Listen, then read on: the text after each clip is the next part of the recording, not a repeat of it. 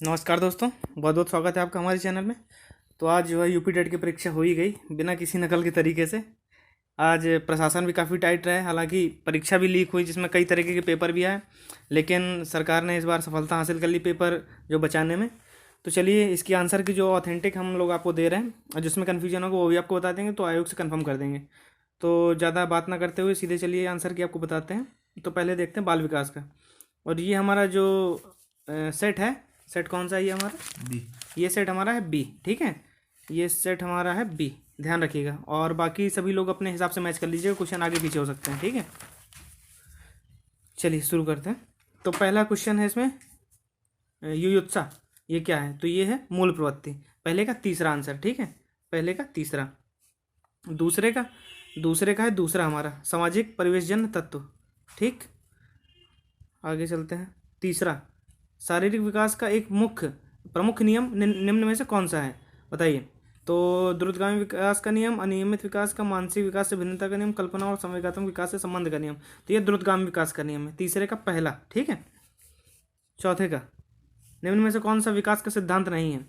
परस्पर रुकिए, परस्पर संबंध का सिद्धांत, निरंतर विकास का सिद्धांत, अनुकूलित प्रत्यावर्तन का सिद्धांत, समान प्रतिमान का सिद्धांत। तो चौथे का हमारा है तीसरा, ठीक है, चौथे का तीसरा हमारा।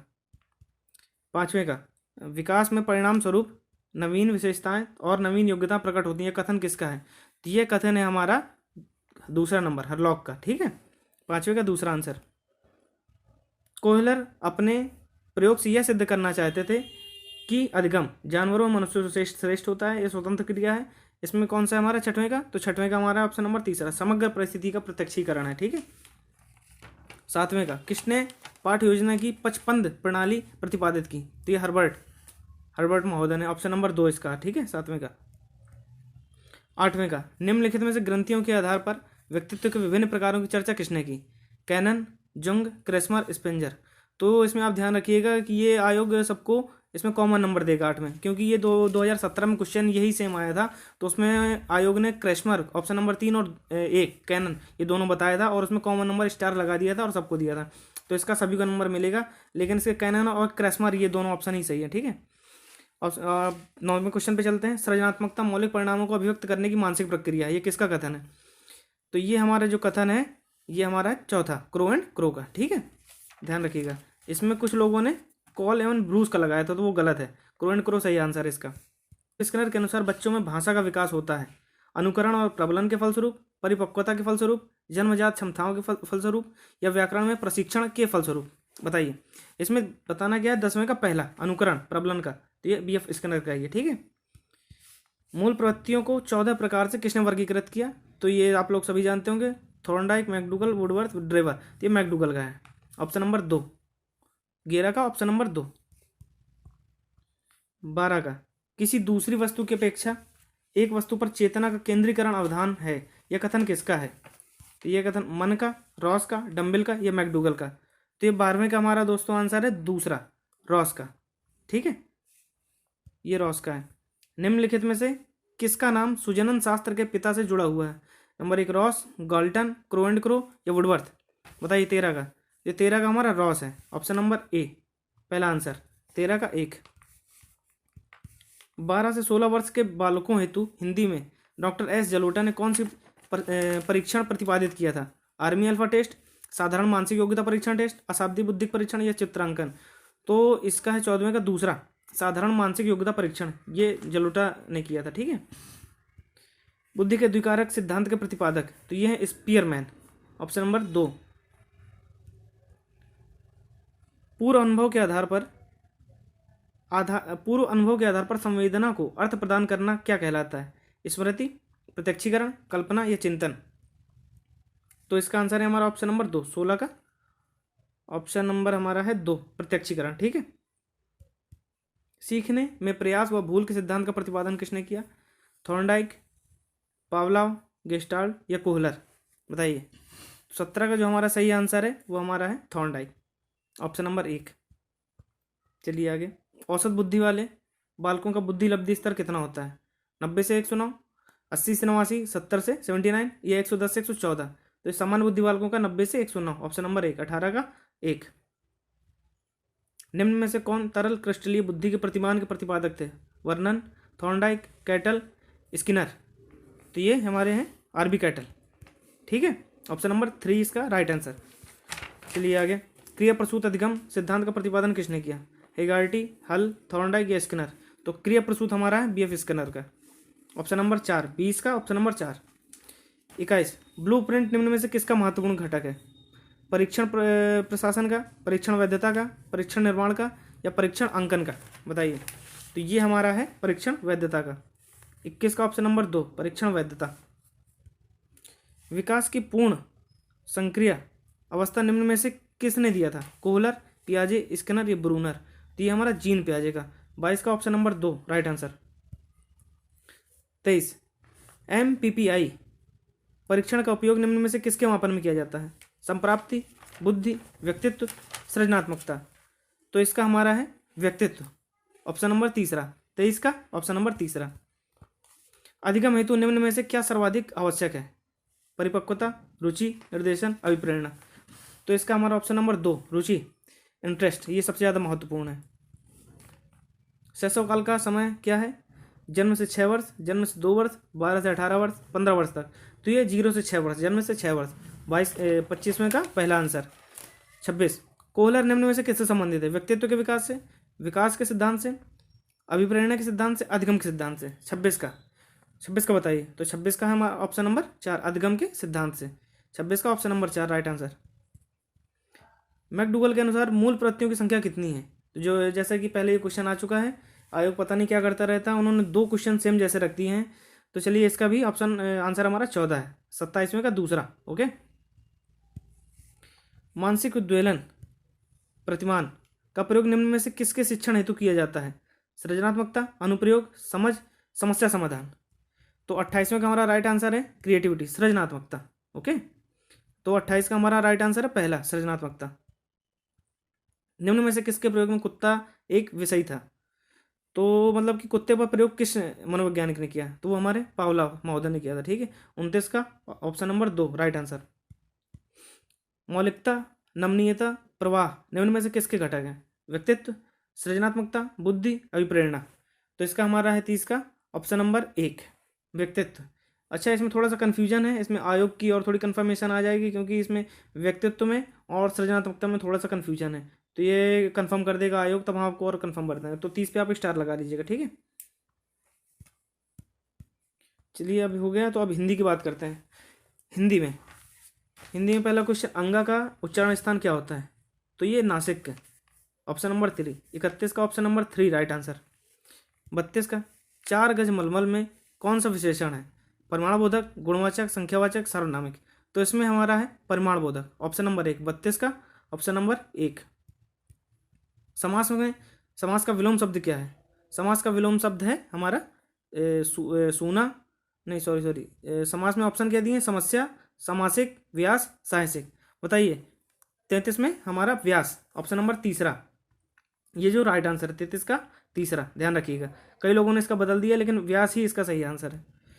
शून्य का तत्सम रूप क्या है? तो शून्य का तत्सम रूप है, पहले देख लेते हैं ऑप्शन, सूना, सन्न, शून्य या शून्य? तो इसका है हमारा ऑप्शन नंबर 4 शून्य राइट आंसर। 34 का राइट आंसर हमारा 4। 35 आँख की किरकिरी होना, इसका अर्थ क्या है? कष्टदायक होना, धोखा देना, अप्रिय लगना, बहुत प्रिय होना? तो इसका हमारा राइट आंसर है ऑप्शन नंबर 3 अप्रिय लगना। 35 का राइट आंसर ऑप्शन नंबर 3। चलिए, ये जो आया है गद्यांश, इसको आप पढ़ लीजिएगा और इसका मैं राइट आंसर ही बताता हूँ सीधे आपको। तो घुमक्कड़ शब्द में कौन सा प्रत्यय है? तो इसमें है अड़, ड़ा, कड़ या अक्कड़? तो इसमें ऑप्शन नंबर 3 अक्कड़। 36 का ऑप्शन नंबर 3। चलिए, महावीर स्वामी का जन्म कहाँ हुआ था? कुशीनगर, वैशाली, पारसौली, पावापुरी? तो इनका जन्म ऑप्शन नंबर 1 कुशीनगर में हुआ था। ओके, 37 का 1। स्वच्छंद में कौन सी संधि है? गुण, विसर्ग, दीर्घ या व्यंजन? तो इसमें ध्यान रखिएगा, कुछ लोगों ने विसर्ग भी लगाई है, कुछ लोगों ने गुण भी लगाई है, लेकिन इसका राइट आंसर है व्यंजन संधि। ओके। महात्मा बुद्ध ने जब बुद्धत्व प्राप्त किया था तब उनकी अवस्था कितनी थी? 35 वर्ष, 45 वर्ष, 12 वर्ष, 80 वर्ष? तो इसका राइट आंसर है 35 वर्ष। ठीक है, 39 का ऑप्शन नंबर 2। चलिए आगे, श्रुति धर्म एक सेकंड, हाँ। श्रुति धर्म का क्या अर्थ है? मुस्लिम धर्म, बौद्ध धर्म, जैन धर्म या वैदिक धर्म? बताइए। इसमें का जो हमारा राइट आंसर है वो है वैदिक धर्म, ऑप्शन नंबर 4, 40 का चौथा, याद रखिएगा। अकाल, अकाल का पर्यायवाची क्या है? अंधियारा, अक्षत, दुर्भिक्ष या अपरिहार्य? तो अकाल का राइट आंसर है ऑप्शन नंबर 3, दुर्भिक्ष, याद रखिएगा। 41 का ऑप्शन नंबर 3। निम्नलिखित वाक्यों में कौन सा मिश्र वाक्य है? अध्यापक देखते हैं कि छात्र पढ़ते हैं, छात्र पढ़ते हैं और अध्यापक उन्हें देखते हैं, अध्यापकों के सम्मुख छात्र पढ़ते हैं, या क्या अध्यापकों के सम्मुख छात्र पढ़ते हैं? तो इसमें मिश्र वाक्य पूछा है, तो मिश्र वाक्य इसमें की वाला, ऑप्शन नंबर 1, 42 का option number 1 is the right answer. Okay, चलिए आगे। चलिए दोस्तों 43वें क्वेश्चन पे देखते हैं। तो इस पे है जिसकी पूर्व से कोई आशा न की गई हो, उसके लिए एक शब्द कौन सा है? जिसके लिए पूर्व से कोई आशा न की गई हो उसके लिए एक शब्द है अपरिमेय, अप्रत्याशित, प्रत्याशा या अनाहूत। तो इसके लिए ऑप्शन नंबर 2 राइट आंसर।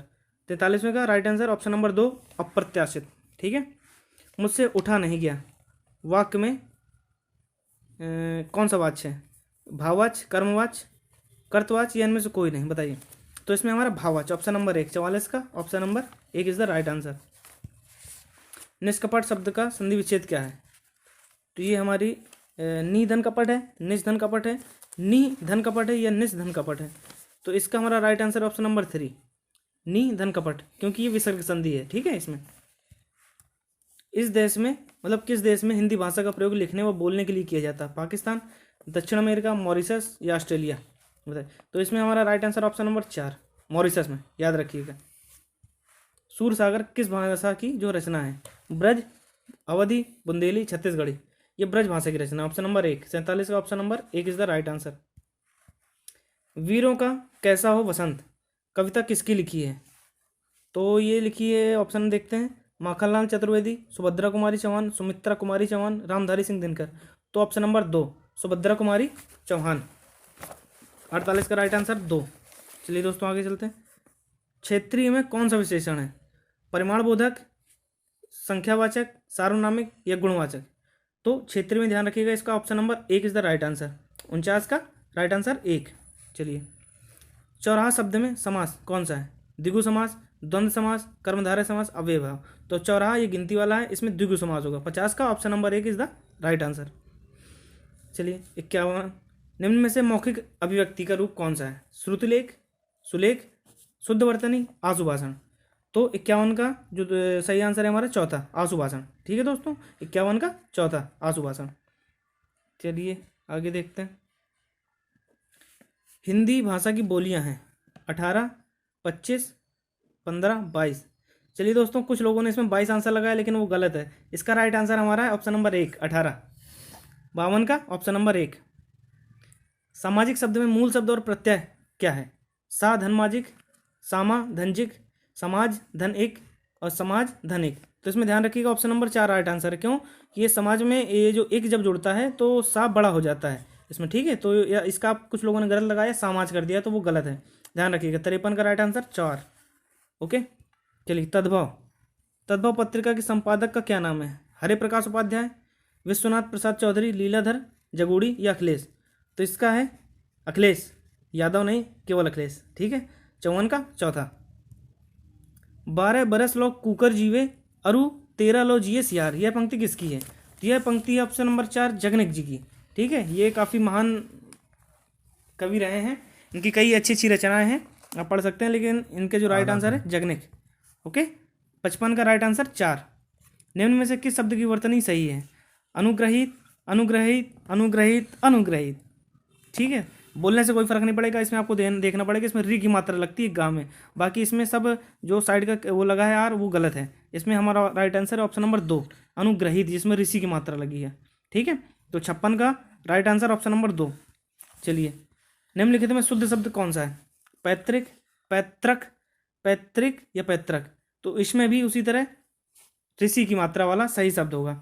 57 का ऑप्शन नंबर 2 राइट आंसर। 57 का option number 2 is the right answer. सा ध्वनि उच्चारण स्थान क्या है? तालु, दंत, मूर्धा या दंतालु? तो संस्कृत के हिसाब से अगर आप जाएंगे तो उसमें इचू ईशानम तालु, उस सूत्र के अनुसार इसमें तालु इज द राइट आंसर। तो 58 का option number 1 is the right answer. चलिए, अत्यंत शब्द में प्रयुक्त उपसर्ग क्या है? अत्य, अत, आ या अति? तो इसका राइट आंसर है अति। अत्यंत में अति आता है, इसका राइट आंसर है ऑप्शन नंबर 4। चलिए, उपत्यका का अर्थ क्या है? पर्वत का शिखर, प्राणियों के पेट का एक अंग, सूर्य जिस पर्वत के पीछे से निकलता है, या पर्वत के पास की भूमि। तो इसका राइट आंसर है पर्वत के पास की भूमि। इसमें कुछ लोगों ने गलत आंसर लगा दिया, लेकिन इसका राइट आंसर है ऑप्शन नंबर 4 दोस्तों, ध्यान रखिएगा। तो इसका पहला क्वेश्चन आया था संस्कृत में 61वां नंबर, 8 प्रत्याहार के वर्ण क्या है? नंबर 1 ए ओ तथा ह या टा, ऑप्शन 2 आ ई यू टा, तीसरा स्वर तथा हा या वारा, या आ ई टू, आ ई टा। तो इसका आप सीधे देख सकते हैं, आप सूत्र में माहेश्वर सूत्र में देख के लगा सकते हैं। तो इसमें तीसरे का है, वो 61 का है तीसरा, स्वर तथा हैवरट। चलिए अगले क्वेश्चन पे चलते हैं। कारक में यदि प्रकृति है क्रा, तो प्रत्यय कौन सा होगा इसमें? 62 में बताइए कौन सा है? वो रुल है, त्रिच है, घई है, या ल्यूट है? तो इसका हमारा राइट आंसर है पहला। ठीक है, 62 का राइट आंसर पहला। ओके, याद रखिएगा। अव्ययभाव समास का उदाहरण बताइए। इसमें राजपुरुष, अधिहारी, द्वादश या पीताम्बर? तो इसमें 63 का जो राइट आंसर है वो अधिहारी है। Option number 2 is the right answer. 63 का ऑप्शन नंबर 2। निम्न में से चतुर्विंश शास्त्रीय संहिता के नाम से कौन सा जो ख्यात है, प्रख्यात है? ब्रह्मांड पुराण, महाभारत, रामायण, या बृहदारण्य उपनिषद? तो इसका राइट आंसर है रामायण हमारा, ऑप्शन नंबर तीसरा इज द राइट आंसर। 64 का ऑप्शन नंबर तीसरा राइट आंसर। चलिए आगे, इनमें से कौन संयुक्त व्यंजन है? झा, ज्ञा, भा या खा? तो 65 का राइट आंसर हमारा ज्ञा है, जो का और षटकोण वाले सा से मिलकर बनता है। चलिए, 79 की संस्कृत संख्या नहीं है, नहीं पूछा है। कई लोगों ने इसमें इसको मान के पूरा क्वेश्चन नहीं पढ़ा है, जबकि मैंने 1000 बार बोला है कि पूरा क्वेश्चन पढ़िए, और नहीं अगर लिखा हो तो उस पर अंडरलाइन करिए। तो उन्होंने नहीं को नहीं देखा है, और उस हिसाब से उन्होंने आंसर 9 सप्तति लगा दिया है। तो ये ध्यान रखिए, इसमें पूछा क्या 79 में कौन सी संख्या नहीं है? तो इसका राइट आंसर हमारा हो जाएगा पहला, एकोन सीति। ठीक है, दिन भर में पाठ पढ़ डाला, इस वाक्य में अनुवाद कीजिए इसका। तो 67 का राइट आंसर हमारा है पहला, दिनेन पाठा पठति, ऑप्शन नंबर 1। 67 का ऑप्शन नंबर 1। उपकृष्णम में कौन सा समास है? अव्ययीभाव समास, कर्मधारय, तत्पुरुष या द्वंद्व? बताइए। तो उपकृष्णम में हमारा समास है ऑप्शन नंबर 1, अव्ययीभाव समास। चलिए, 68 का राइट आंसर हमारा पहला, ऑप्शन नंबर 1। चलिए दोस्तों, 32, अब 69 देखते हैं। 32 संख्या के लिए संस्कृत शब्द कौन सा है? द्वित्रिंशत्, द्वित्रिंशत्, या द्वाधिक त्रिंशत्, या द्वित्रिंशत्? तो 69 का हमारा राइट आंसर यहाँ पे जाएगा पहला, द्वित्रिंशत्। ओके, 69 का हमारा पहला इज द राइट आंसर, द्वित्रिंशत्। पति शब्द का सप्तमी एक वचन रूप होगा? पत्यो, पत्यामा, पते, पतो? बताइए।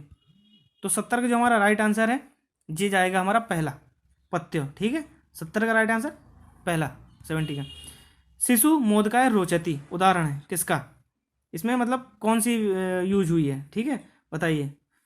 तो रुचि अर्थानाम प्रीमणाया, तदार्थे चतुर्थी वाच्य चा, प्रहरी स्पृतः का, हित योगे चा का? 71वें का बताइए कौन सा है? तो 71वें में राइट आंसर दूसरा, तदर्थे चतुर्थी वाच्य चा। तो 71 का हमारा राइट आंसर है दूसरा, तदर्थे चतुर्थी वाच्य चा। ठीक है, 71 का दूसरा राइट आंसर याद रखिएगा। ऑप्शन नंबर क्वेश्चन नंबर 72 उच्चय उदाहरण है किसका? तो इसमें हमारा 72 का राइट आंसर पहला, आलिंग का। ठीक है, 72 का राइट आंसर पहला। चलिए, ऊष्म हलों का बोधक प्रत्याहार कौन सा है? तो इसमें बताइए, हस, सल, जस, ये यण? तो हमारा 73 का जो राइट आंसर है वो है दूसरा, शल। ठीक है, याद रखिएगा, 73 का राइट आंसर दूसरा। पठानी रूप है, इसका आंसर बताइए। 74 का, तो 74 का हमारा राइट आंसर पहला है, पट धातु लोट लकार उत्तम पुरुष एक वचन। ठीक है, चलिए 75 छा छतरी मिलकर बना होता है किससे? इसका राइट आंसर यही है, का और षटकोण वाले सा से। ठीक है दोस्तों, तो 75 का राइट आंसर तीसरा है। चलिए हाँ, और आगे साहित्य, संस्कृत साहित्य में किस कवि की रचना को विद्वदोष अधम कहा गया है? कालिदास, भास, भारवी या श्रीहर्ष? बताइए। 76 का हमारा राइट आंसर हो जाएगा श्रीहर्ष, ऑप्शन नंबर 4। चलिए दोस्तों, सब लोग आप कमेंट करके बताइएगा आपके कितने नंबर बन रहे हैं, किस पोर्शन में सबसे ज़्यादा है, सभी लोग बताइएगा, ठीक है। चलिए 77 देखते हैं। शिव पदस्य अन्यार्थ का, तो इसका राइट आंसर हमारा हो जाएगा दूसरा, श्रृंगाल। 77 का ऑप्शन नंबर 2 श्रृंगाल, ठीक है। गद्य खंडे कया प्रश्न प्रच्छते? 78 का राइट आंसर हमारा क्या हो जाएगा? इसका हो जाएगा पहला, लक्ष्म्या, ठीक। 78 का राइट आंसर पहला। चलिए, कयो संलाप सर्वेशा मंगलाय भवतु, इसमें 79 में राइट आंसर बताइए कौन सा होगा? 79 में हमारा हो जाएगा ऑप्शन नंबर पहला, लक्ष्मी पार्वत्यो, इसका पहला आंसर 79 का। चलिए, इनमें से कौन सा प्रत्याहार नहीं है? तो 80 में थोड़ा सा कन्फ्यूजन हो सकता है कि आयोग चेंज कर दे आंसर, लेकिन फिर भी जहाँ तक हम बता रहे हैं इसका, तो इसका होने के पूरे चांस है ला, ऑप्शन नंबर 4, क्योंकि ला तो बिल्कुल ही नहीं होता, रा किसी किसी केस में हो जाता है संस्कृत में, ठीक है। तो इसका ला जो आंसर बनने की संभावना ज़्यादा है, पर फिर भी आयोग का इंतजार करेंगे हम लोग, इस पर स्टार लगा लीजिएगा आप लोग, ठीक है। चलिए, बाह्य प्रयत्नों की संख्या कितनी है? इसका राइट आंसर ऑप्शन नंबर 1 11, 81 का ऑप्शन नंबर 1 गिर है। चलिए, मनोरथा, ये किसका उदाहरण है? तो मनोरथा ये विसर्ग संधि का उदाहरण है, ऑप्शन नंबर 1, 82 का ऑप्शन नंबर 1। चलिए, और आप लोग सब मुझे कमेंट में बताइएगा आप लोगों को कितने नंबर बन रहे हैं, ठीक है। चलिए, दान के कर्म के द्वारा कर्ता को संतुष्ट करने वाला संप्रदान कारक का सूत्र क्या है? इसमें सूत्र पूछा है, बताइए। 83 का राइट आंसर क्या होगा? तो 83 का हमारा राइट आंसर होगा दूसरा, कर्मणा यम भी प्रति सा संप्रदानम। चलिए दोस्तों, अंतस्थ वर्ण है यण, अण, सससहा, विसर्ग, अनुनासिक, तो अंतस्थ व्यंजन यहाँ पे हो जाएगा पहला, यण, यारा वाला, ऑप्शन नंबर 1, 84 का ऑप्शन नंबर 1। चलिए, मुझे संस्कृत अच्छी लगती है, इसका संस्कृत में अनुवाद क्या है? महम संस्कृत रोचते, महम संस्कृत रुचिकरम, अहम संस्कृत भाति, मयम संस्कृत रोचते। तो 85 का राइट आंसर, 85 का राइट आंसर हमारा हो जाएगा पहला, महम संस्कृत रोचते, ऑप्शन नंबर 1 85 का। चलिए दोस्तों, मैं ऐसा मानता हूँ, इसका अनुवाद क्या होगा? 86 का बताइए। 86 का हमारा राइट आंसर हो जाएगा दूसरा, अहम एवं मन्ये, ऑप्शन नंबर 2 86 का। मैं बाजार जाता हूँ, संस्कृत में कर्मवाच्य होगा, बताइए। 87 का बताइए आप। 87 का राइट आंसर हमारा हो जाएगा तीसरा, अहम आपणम गच्छामि, ठीक है। 87 का तीसरा। चलिए, हाँ दोस्तों, पच धातु का में कत प्रत्यय लगाने से कौन सा रूप बनेगा? बताइए। 88 का, तो 88 में हमारा राइट आंसर हो जाएगा दूसरा, पक्व, second is the right answer, 88 का दूसरा। चलिए दोस्तों, पंचनवति संख्या ये किस तरह लिखी जाएगी? तो 89 का है दूसरा, 95, ठीक है दोस्तों, 89 का दूसरा। चलिए, 90 शब्द समूह, वो अव्यय शब्द समूह का मतलब कौन सा है? इनमें ऑप्शन सही है, कौन से तीनों शब्द अव्यय हैं? तो इसका राइट आंसर हमारा हो जाएगा पहला, सर्वत्र अधुना उपरि, ठीक है दोस्तों। तो ये अब इनका नंबर आप जोड़ के बताइए क्या हुआ। अब हम अपने दूसरे सर को दे रहे हैं, वो आपको अगला टॉपिक कराएंगे। चलिए दोस्तों, मिलिए, दूसरे सर हमारे कराएंगे बाकी आपको टॉपिक। चलिए, नमस्कार दोस्तों, कैसा रहा आपका पेपर? कमेंट में ज़रूर बताइएगा। चलिए, मैथ के देखते हैं। ये पहला क्वेश्चन है, तो मैं आपको सीधे सीधे आंसर बताता चलूँगा। तो इसका आंसर था, इसका था ये चौथा नंबर का। चलिए नेक्स्ट देखते हैं। यदि किसी दिए गए आंकड़ों में समांतर ए, ज्यामिति माध्य जी तथा हरात्मक माध्य एच हो, तो अब इसका आंसर जो था वो था अपना ये पहला नंबर का। चलिए दूसरा देखते हैं। यदि दो संख्याओं का अंतर तथा गुणनफल क्रमशः 5 तथा 36 हो, तो व्युत्क्रमों का अंतर क्या होगा? तो चलिए देखते हैं इसका जो आंसर है वो है 5/36। चलिए नेक्स्ट देखते हैं, 34 नंबर। चलिए नेक्स्ट देखते हैं। 20वीं सदी के स्वशिक्षित भारतीय गणितीय प्रतिभावान कौन थे? तो इसका जो आंसर है वो है श्री निवास रामानुज। चलिए नेक्स्ट देखते हैं, 95 नंबर। किसी कमरे में चारों दीवारों का क्षेत्रफल 660 मीटर प्रति स्क्वायर है तथा लंबाई तथा चौड़ाई की दुगनी है। यदि कमरे की ऊंचाई 11 मीटर हो तो उसकी छत का क्षेत्रफल कितना होगा? तो मैं आपको सीधा इसका आंसर बताता हूँ। तो इसका आंसर है ऑप्शन नंबर 3, 200 मीटर प्रति स्क्वायर, मीटर स्क्वायर। और हाँ दोस्तों, अगर आप इसके हल के लिए कहेंगे तो सर आपको इसका हल भी आपको प्रोवाइड करा देंगे दूसरे वीडियो में, पर आप लोग बताइएगा कि हल आप लोगों को चाहिए या नहीं चाहिए। चलिए सर शुरू करिए। चलिए नेक्स्ट देखते हैं 96 नंबर। तो इसका आंसर जो होगा वो होगा 1/25। 16,075 को किसी संख्या से भाग देने पर भागफल 167 तथा शेषफल 43 प्राप्त होता है तो भाजक होगा। तो जो इसका आंसर होगा वो होगा ऑप्शन नंबर 1, 96। चलिए नेक्स्ट देखते हैं 50 से छोटे घन पूर्णांकों में अभाज्यों की संख्या क्या होगी। तो जो घन पूर्णांकों में अभाज्यों की संख्या होती है वो होती है, तो ये होगी ऑप्शन नंबर 2, 15। दो संख्याओं में बड़ी संख्या का दुगनी छोटी संख्या के 5 गुने से 3 अधिक है तथा बड़ी संख्या 4 गुने से छोटी संख्या 3 गुने का योग 71 है तो वे संख्याएं होंगी। तो इस क्वेश्चन को हम लोग ऑप्शन से करेंगे। चलिए मैं आपको सीधा आंसर बताता हूं। तो इसका आंसर है ऑप्शन नंबर 1, 14 और 5। चलिए नेक्स्ट देखते हैं क्वेश्चन नंबर 100। एक वर्ग का क्षेत्रफल जिसकी एक भुजा 8 सेंटीमीटर है उसका आयत के क्षेत्रफल के बराबर है तो उसकी लंबाई 16 सेंटीमीटर है। आयत की चौड़ाई ज्ञात कीजिए। तो चलिए इसका सीधा मैं आपको आंसर बताता हूं। तो इसका आंसर है ऑप्शन नंबर 3, 4 सेंटीमीटर। नेक्स्ट देखते हैं यदि a/3 बराबर b/4 बराबर c/7 हो तो a + b + c/c का मान क्या होगा। चलिए इसका आंसर देखते हैं। तो इसका है आंसर ऑप्शन नंबर 1। चलिए नेक्स्ट देखते हैं 102 नंबर क्वेश्चन। यदि 5 जनवरी 1991 को शनिवार था तो 3 मार्च 1992 को सप्ताह का कौन सा दिन होगा। तो चलिए इसका सीधा आंसर देखते हैं। तो इसका आंसर है ऑप्शन नंबर 4, शनिवार, नहीं सॉरी मंगलवार। चलिए नेक्स्ट देखते हैं, हल कीजिए। चलिए इसका सीधा आंसर बताता हूँ मैं आपको। तो इसका आंसर है 11/64। चलिए नेक्स्ट क्वेश्चन देखते हैं। तो ये है एक त्रिभुज की रचना करने के लिए संभवतः भुजाएं हैं। तो देखिए हमेशा याद रखिए जब भी त्रिभुज की रचना की बात होगी तो जो दो छोटी भुजाओं का योग हमेशा तीसरी बड़ी भुजा से अधिक होगा तभी त्रिभुज की रचना हो पाएगी। तो ये देखिए इसमें ये मिलीमीटर में है। चलिए इसका सीधा आंसर मैं आपको बताता हूँ। तो ये है ऑप्शन नंबर 4।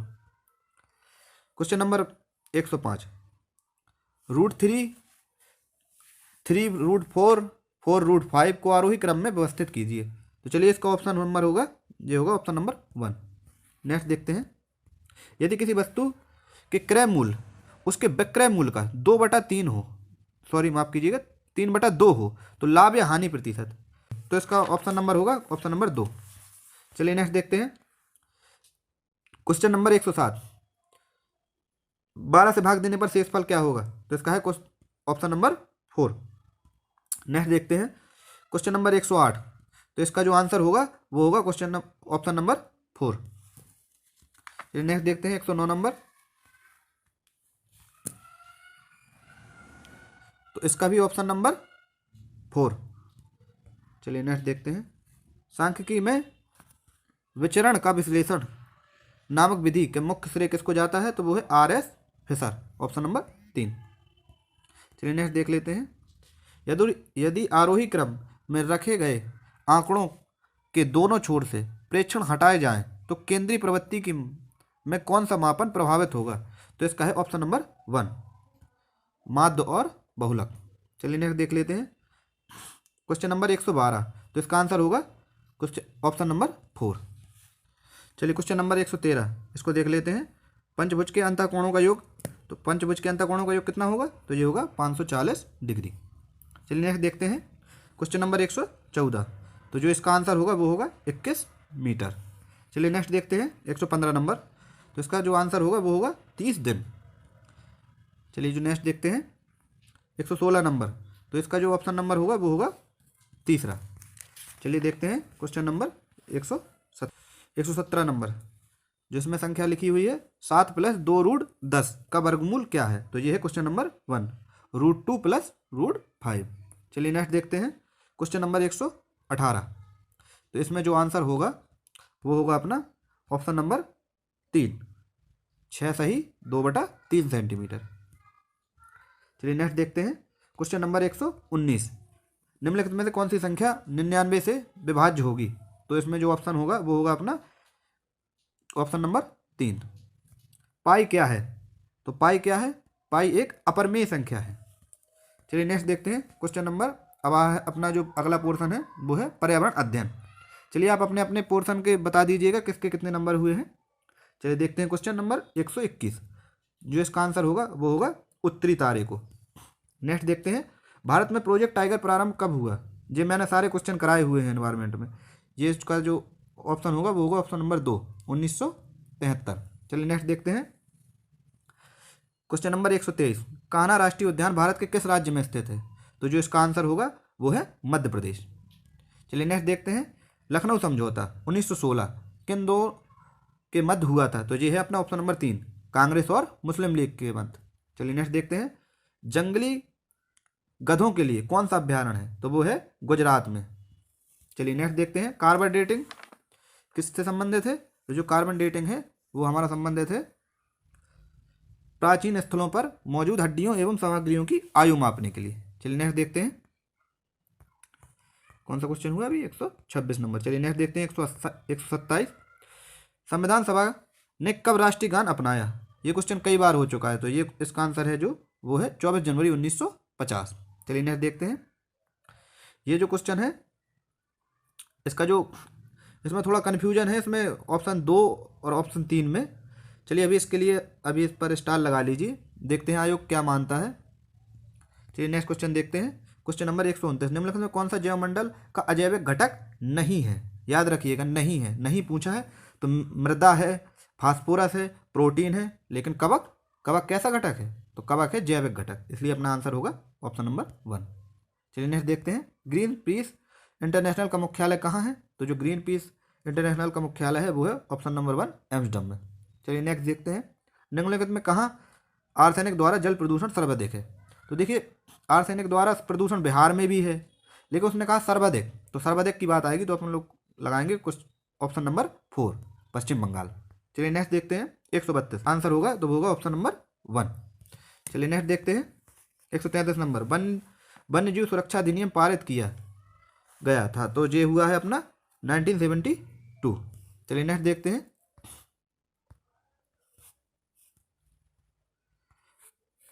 वायुमंडल की ऊपरी सीमा पर प्रति इकाई क्षेत्र पर प्राप्त होने वाली सूर्य विकिरण कहलाती है? तो ये क्वेश्चन अभी कंफ्यूजन में है। इसका जो आंसर हमारे तरफ से होना चाहिए तो वो बोल दिया तो बोला ही देता कुछ भी। अब फिर कर बहुत ज़्यादा इस बार हो गई। चल ठीक आगे बोल। इसको क्या करूँ, स्किप कर दूँ? हाँ स्किप कर। 34 का राइट आंसर ये है। राइट आंसर नहीं, इस पर स्टार लगाया रही है, आयोग जो बताएगा इसमें हमारे हिसाब से ये है जो तुमने लगाया था। मैंने तो ये आइसोलेशन लगा दे तो हमारे हिसाब से आइसोलेशन होना चाहिए, बाकी आयोग क्या लगाता है बताएगा। चलिए देखते हैं क्वेश्चन नंबर 134। ये क्वेश्चन थोड़ा सा कंफ्यूजन में है, याद रखिएगा, इस पर स्टार लगा के रखिएगा।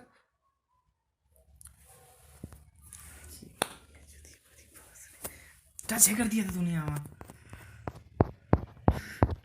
थोड़ा सा हो जाएगा, हो जाए सेंसिटिव टच है, किनारे किनारे तो हैंग भी करता था उसको। हैंग नहीं किया, वो मेरी गलती की वजह से हो गया।